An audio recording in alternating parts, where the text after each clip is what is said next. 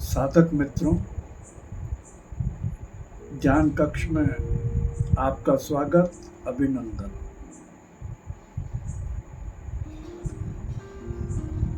साधक मित्रों, आज के ध्यान विधि के बारे में पहले थोड़ा समझ लें और फिर ध्यान में उतरेंगे। पहली तो बात,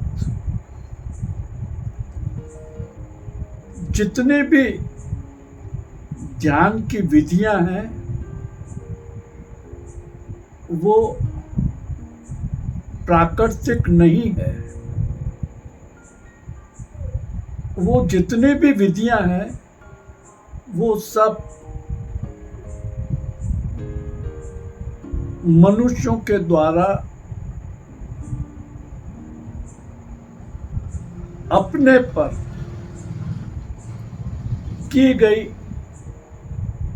खोज का परिणाम है।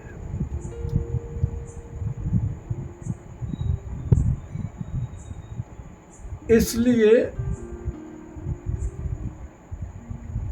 विधियों में उलझकर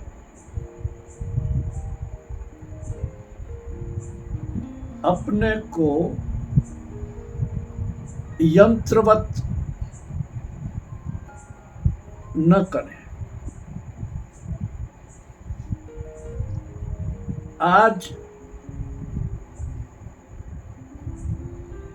ध्यान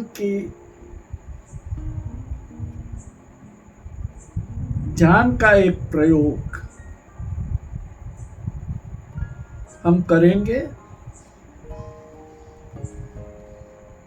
ध्यान आसक्ति से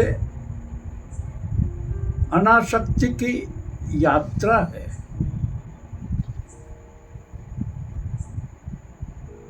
आज हम इस संदर्भ में ध्यान की यात्रा करेंगे। पहली तो बात,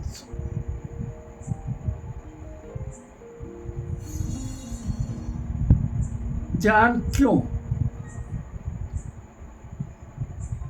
चित्त की एकाग्रता, मन की शांति और तनाव की मुक्ति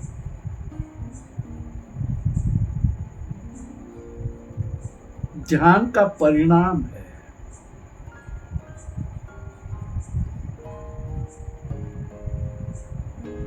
अब इसमें दो चीजें हैं, चित्त की एकाग्रता और मन की शांति। इन दोनों के होने से तनाव की मुक्ति होती है। अब ये दो कहाँ हैं? चित्त, मन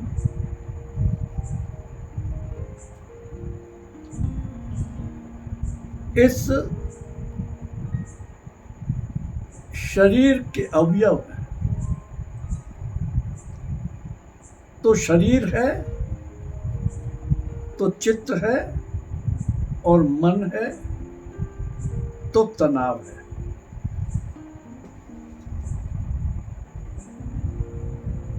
हम शरीर में जीते हैं, शरीर में ही मरते हैं और शरीर में ही जन्म लेते हैं।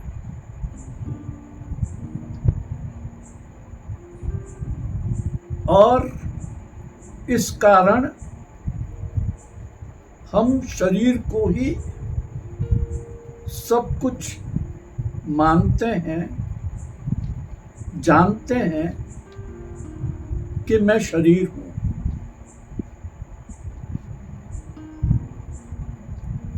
कभी कभी हमें यह भी बताया जाता है कि मैं शरीर नहीं हूं, आत्मा हूं।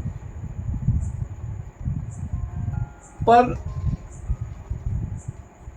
ऐसा हमारे अनुभव में नहीं आता। ऐसा जिन्होंने जाना है, उन्होंने कहा है, उनका अनुभव है, उनकी अनुभूति है। हमारा अनुभव नहीं है, हमारी अनुभूति नहीं है, पर हमें बताया जाता है और हम इस गहरे चिंतन से जीने लगते हैं कि मैं शरीर नहीं हूं, आत्मा। जब तक इसको नहीं जानेंगे तब तक हम भ्रम में रहेंगे। क्यों? क्योंकि शरीर है और आत्मा का पता नहीं है। जिसे देखा नहीं, समझा नहीं, जाना नहीं, अनुभव में आया नहीं, उसे शुरू ही में कैसे मान लें कि मैं आत्मा हूं।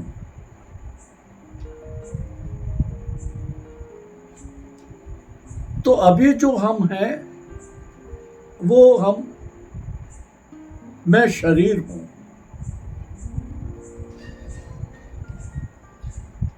अब जब मैं शरीर हूं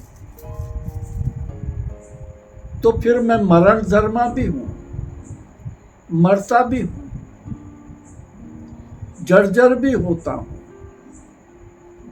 बाल्यकाल, वृद्धावस्था, युवा अवस्था, जर्जर अवस्था से गुजरता भी हूं और मरण भी होता है। 24 घंटे शरीर मुझे पकड़ा रहता है और मैं शरीर को पकड़े रहता हूं।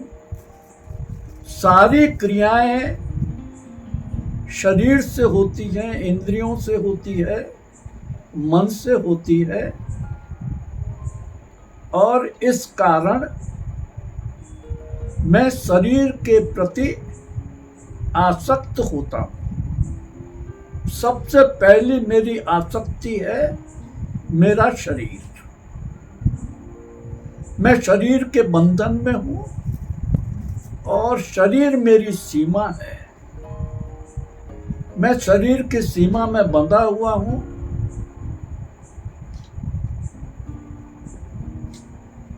पर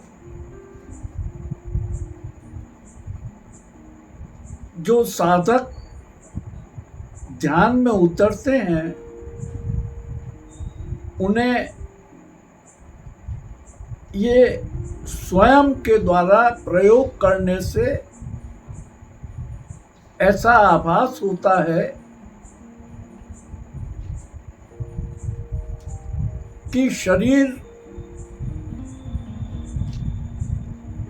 है पर कहाँ है, ढूंढने से भी नहीं मिलता। जब हम शरीर के प्रति अपनी आसक्ति को छोड़ देते हैं, उसके छोड़ने का प्रयोग है। वो प्रयोग ये है कि जब हम अपनी चेतना में उतरते हैं, जब हम घने मौन में जाते हैं, जब हम विचार रहित होते हैं, तो हम खालीपन का, शून्यता का एहसास करते हैं। सारे शरीर को शिथिल करते हैं, ढीला कर देते हैं और चित्त की एकाग्रता, चित्त को जितना फैला हुआ है उसको समेट लेते हैं और एकाग्र करते हैं किसी एक लक्ष्य पर, किसी एक ध्येय पर। उस चित्त को एकाग्र कर देते हैं तो उस चित्त की एकाग्रता से और शरीर के शिथिलीकरण से और शरीर के आसन मुद्रा को साध कर जब हम मूर्तिवत अकंप अडोल निष्कंप आंखें बंद कर गर्दन सीधी रख, कमर सीधी रख और आसन मुद्रा में बैठते हैं तो हम धीरे धीरे हमारे चित्त को आती जाती श्वास के साथ लय कर देते हैं। गहरी श्वास, लंबी श्वास, धीमी श्वास, लयबद्ध श्वास और चित्त को श्वास में डाल देते हैं, एकाग्र कर देते हैं तो चित्त श्वास में विलीन हो जाता है और एकाग्र हो जाता है। फिर केवल श्वास ही रह जाता है और एक दृष्टा का जन्म होता है। वो दृष्टा रूप बस देखता है। वो देखना दृष्टि और दृश्य नहीं है, वो देखना देखने वाला दृष्टा है और जो दिखाई देता है वो दर्शन है, वो अनुभूति है। तो हम दृष्टि और दृश्य के भौतिक आवरण से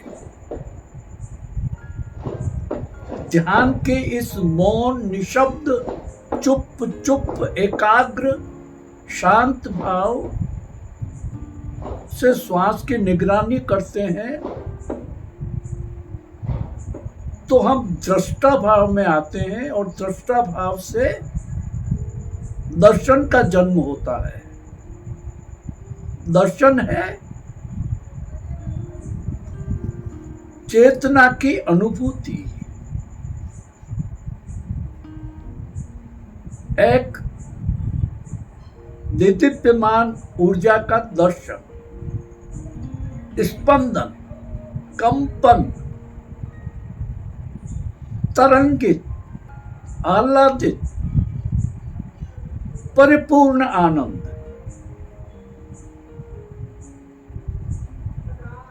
तो दृष्टि और दृश्य से उतरकर हम दृष्टा और दर्शन की भाव दशा में आते हैं।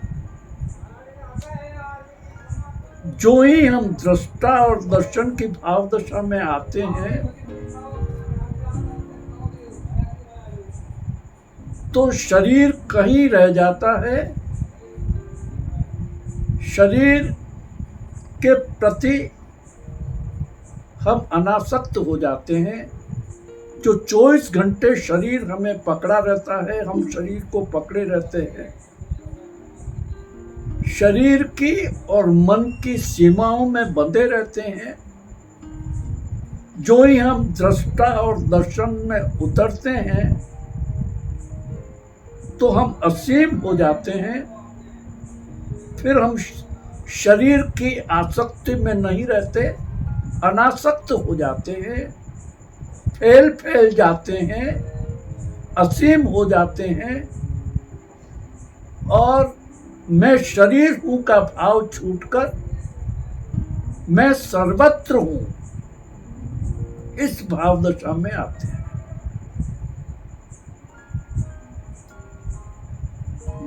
अनासक्त होने के लिए हमारी बाधा क्या है? हमारी बाधा है आसक्ति का अवधान, यानी जिसे हम देखते हैं उसके प्रति आसक्त होते हैं, शरीर के प्रति आसक्त होते हैं, विचारों के प्रति आसक्त होते हैं, कोई दृश्य देखते हैं तो आसक्त होते हैं, हम सीमा में बंध जाते हैं, विचार हमारे बंधन हो जाते हैं, हम विचारों में बंध जाते हैं और आसक्त होते हैं। जरा सोचो, समझो कि यदि तुम शरीर हो तो रात को जब तुम सोते हो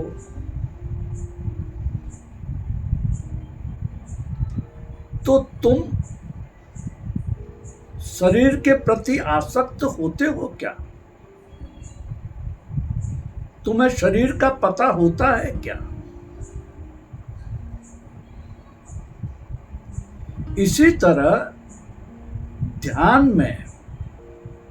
भी एक तरह की निद्रा है, जिसे योगियों ने योग निद्रा भी कहा है।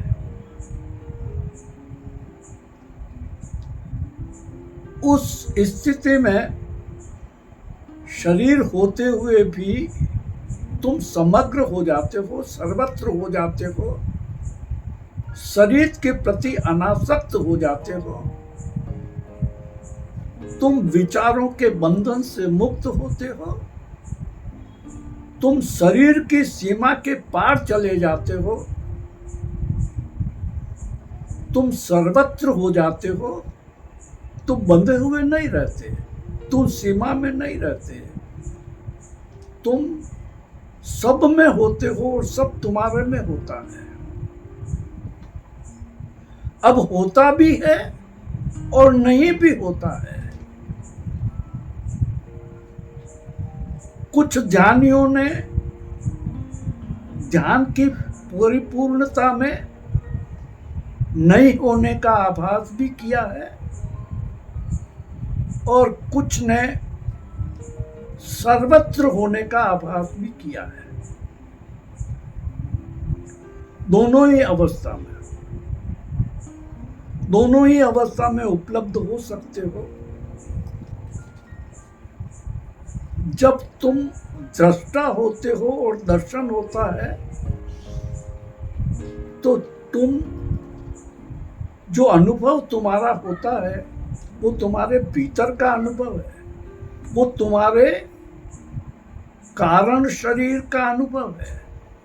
तीसरा शरीर, मनस शरीर, काय शरीर, कर्म शरीर, इनकी सीमाओं को लांघते हुए तुम अशरीरी अवस्था में अनासक्त, शरीर के प्रति अनासक्त, ये वस्तुओं को छोड़ना, विषयों को छोड़ना, ये सब बाह्य आसक्ति और अनासक्ति के खेल हैं।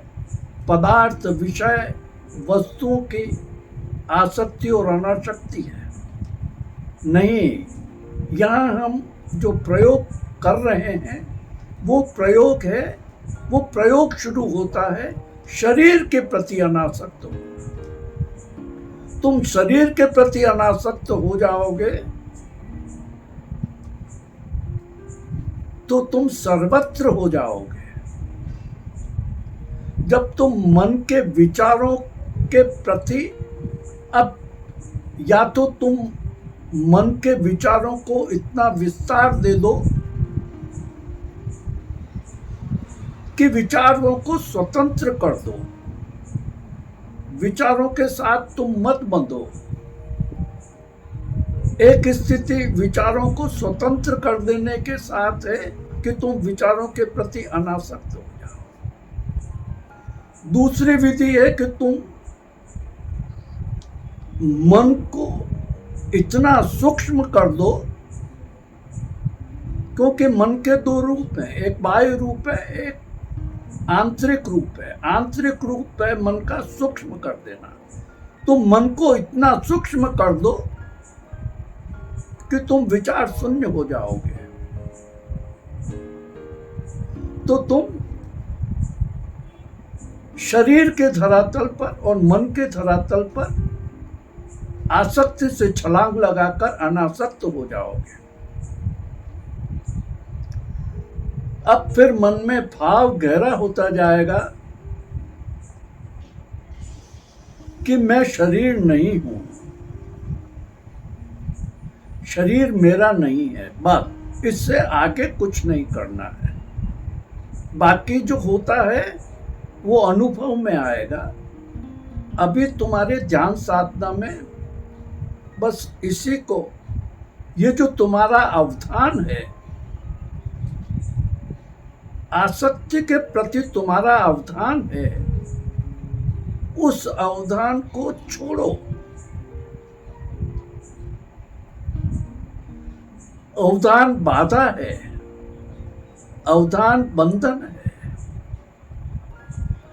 अनासक्त होने के लिए अवधान छोड़ना होगा। और वो ध्यान में छूटता है जब हम श्वासों को, आते जाते श्वासों को, गहरी श्वासों को, नाभि से उठती हुई श्वास, बाहर जाती हुई श्वास के अंदर अपने को, अपने मन को, चित्त को संलग्न कर देंगे, विलीन कर देंगे, तो शरीर अपने आप पृथक हो जाएगा, निर्भर हो जाएगा। शरीर से तुम्हारा कोई संबंध नहीं रहेगा।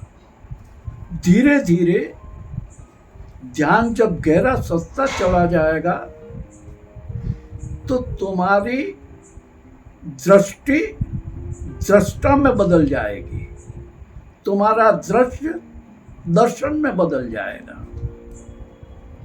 तब जो अनुभव होगा वह है, वह है, वह यह है। बस वहां तक चला जाएगा। उसका कोई नामकरण नहीं, उसका कोई जन्म नहीं, उसकी कोई मृत्यु नहीं, उसकी कोई जरा नहीं, और वो सर्वत्र फैला हुआ अस्तित्व ही है। इस भाव दशा में आ जाओगे तो आसक्त, शरीर से आसक्त की भाव दशा छूटकर मैं शरीर नहीं हूं, इस अनासक्त भाव दशा में इस ध्यान की यात्रा है। संक्षिप्त में